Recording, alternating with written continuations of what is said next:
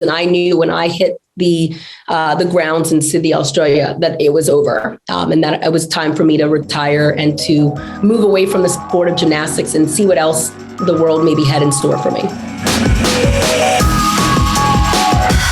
Obviously, the Winter Olympics is going on. What are your thoughts on the Olympics, and what have you been following so far? Oh, my family and I, we've been watching the Olympics almost every single night. It's nice to have an introduction to sports that I was not very familiar with, and just kind of having that background in the Olympics 3 times going myself.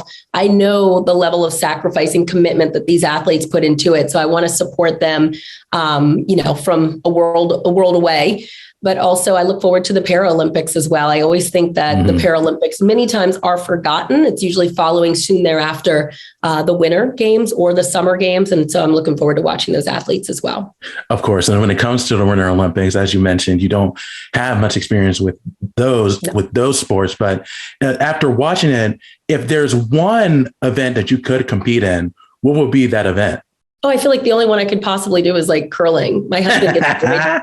My husband gets annoyed if he comes home and there's curling on again. He's like, there's so many other exciting sports. And I'm like, yes, but I could never do them. Of course, I love, the downhill skiing and, things of that nature. But that's crazy. Like I can't, I mean, it's hard for me to even watch because one wrong move and it could be pretty tragic, but I've been enjoying curling and I don't think I'll ever really get into it, but I think it's entertaining to watch. It is fun to watch after watching it. I watched it a little bit of it last week and it is pretty interesting. And I think it's something, it is something I think everyone can do. Exactly. Wasn't someone like 8 months pregnant at the last Winter Olympics curling? So I was like, I think I remember that. Yeah. So I feel like I could do it. Of course. But, when it comes to other events, speed skating is one that stands out. And Erin Jackson made history with winning the gold. With her winning, it really is. And I think her story is very amazing. But when it comes to her winning the medal, how big is it for Black athletes looking to compete in the Winter Olympics moving forward? Oh, it's huge. It's huge. It's going to be like the impact of Shawn Davis. When you see a young African-American excel. I mean, she's the first women's solo gold medalist in speed skating that many young African-Americans or young girls of color are going to see the sport of speed skating as an opportunity or a platform for them. And so I'm excited. And I know that those ice rinks in the area are going to start booming with a great deal more diversity, and it'll probably be great for the sport. No doubt about it. And another athlete that has stood out is Shawn White. He just ended his career, finished 4th place, but had a legendary Olympic career with 3 medals. When it comes to your career, when did you know it was time to end things and end your Olympic career? I knew it was probably time after the 96 Olympics. I'm like, let me go out when we won gold and I got an individual bronze medal on the floor exercise. However, I happened to watch the World Championships or U.S. Nationals. I think it was in 1999. And I thought, I could do what these girls are doing. I'm going to try it for a 3rd Olympic Games, not really thinking I could truly make a 3rd Olympic Games, but somehow the geriatric body that I had at the time somehow made another Olympic Games. And I knew when I hit the grounds in Sydney, Australia, that it was over, and that it was time for me to retire and to move away from the sport of gymnastics and see what else the world maybe had in store for me. Of course. And when it comes to the past Olympics and the Summer Olympics last year, Simone Biles won 2 medals. And despite dealing with the twisties, how do you think she handled everything? And do you think she competes in another Olympic Games? I think she handled it all very classy. I will say it was very ballsy that she was doing interviews with a goat and that she was even wearing a goat at one competition on her leotard. I'm like, whoa, like pressure.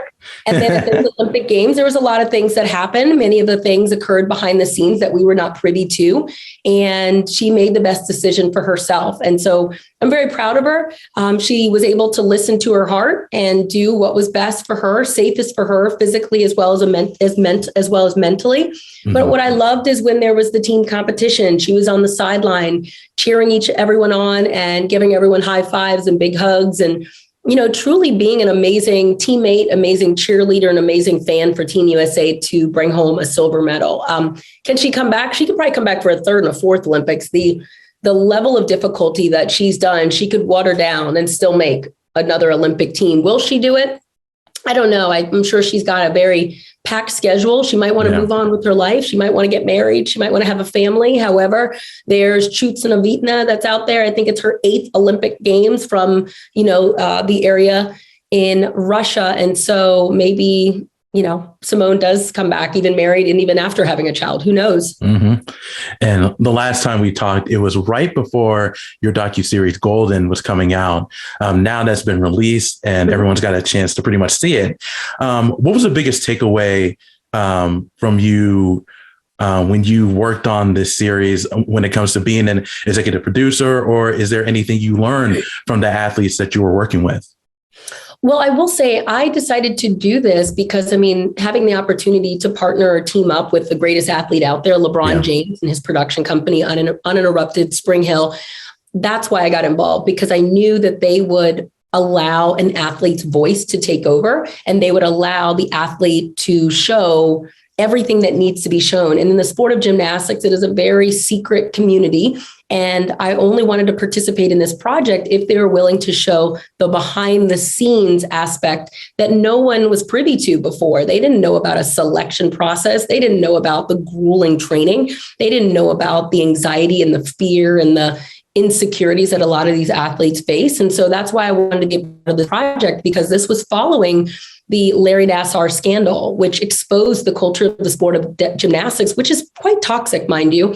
And that's where Golden allowed that exposure and for people to see inside the sport. Just think about the scene where Tom Forrester stood in front of these young girls. I think there was less than 20 young girls, and he called off the names of those that were going to make the national team and be selected. And then you have the girls that did not become selected.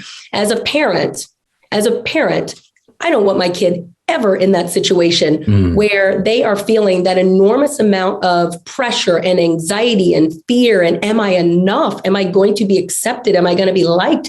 And just think about those girls that did not get selected. There's a better way of handling those type of situations without having some dignity with regards to a young person's emotional health and well-being. These are teenagers we're talking about, young 20-year-old girls we're talking about, and that's something that they're going to carry with them for the rest of their lives. And so that's why I participated in this docuseries. My interviews occurred prior to the shooting of the athletes, and because of COVID, I was not able to travel. Probably budget reasons too. And I didn't get a chance to connect with the athletes. But I wish that that's something I could have done because I want to let them know that there is light at the end of the tunnel. When it comes to, but one of the good things you have going on is your Gymnastics Academy. I know that you're opening a second one. What can you tell us about that? Yeah, this is an exciting journey. It's the Dominique Dawes Gymnastics and Ninja Academy. Our first location opened in Clarksburg, Maryland in July of 2020 in the middle of the global pandemic. So you can just imagine the challenges that we faced. However, families are having a phenomenal time. It's a healthy culture. The reason why I was motivated to do this was because of everything that came out in 2016 with regards to the sexual abuse of Larry Nassar. I knew him for 10 years of my childhood. I saw him as a friend. He was at 2 of my Olympic Games. And when I was first asked of how that happened, why did it happen? I said, it's the culture. It's the toxic culture. It's the rampant physical, verbal, psychological, and mental abuse. And to top it off with his sexual abuse, it doesn't, sadly, as a 45-year-old mother now, I'm like, I see it. But when I was living it, you didn't see it because that's all you knew. But that's why we started our first academy. We're opening our second location in Rockville, Maryland. Hopefully it'll open fall of 2022. And I look forward to opening more because I really do know that we need a healthier outlet, a healthier culture in the sport of gymnastics. And this is my small way of doing it in the state of Maryland. And I hope to expand the whole DMV market, which is DC, Maryland, and Virginia. That'll definitely be great to see. And the last question for me before I let you go is that obviously you have a lot going on with your Gymnastics Academy. You just were, Golden was recently released. Is there anything else you have going on when it comes to future projects? I would say just personally, just being a wife and being a mother of 4, keeps me grounded, keeps me sane, keeps me happy. I know at the end of the day, it doesn't matter how many more academies I open or how many more speaking engagements or how many more people write pieces or don't write pieces on me or, accolades or what have you, that really what keeps me whole and centered and content is definitely my family. And so I always have to make sure I'm juggling things the way I should be juggling them, because at the end of the day, I don't want to ever regret not spending enough time with my husband, who's crazy at times, but an amazing guy, or my 4 kids. I want them to know me as mom. I don't want them to know me as this entrepreneur so much, or as a coach, or, as someone traveling around and doing speaking engagements. It's about being mom. And so even Wednesday, when I go out west for a couple of speaking engagements, I'm dragging the whole family with me. And we're going to Disneyland, and we're turning it into something so much more fun and so much more fulfilling. And, that's where my focus really is. That's awesome to hear. And it seems like you're doing really well for yourself. Dominique, thank you so much for your time. It was great to talk to you again. I really do appreciate it, and continued success to you.